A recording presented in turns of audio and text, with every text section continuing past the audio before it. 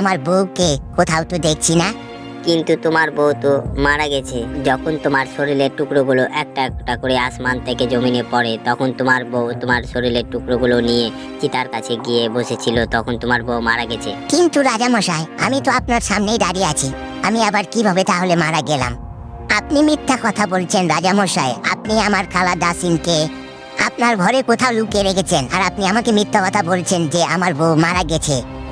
আরে কালাদাস, আমি যদি তোমার বউকে লুকিয়ে রাখি, তাহলে তুমি তোমার বউকে একবার ডেকে দেখো, তাহলেই তো হয়।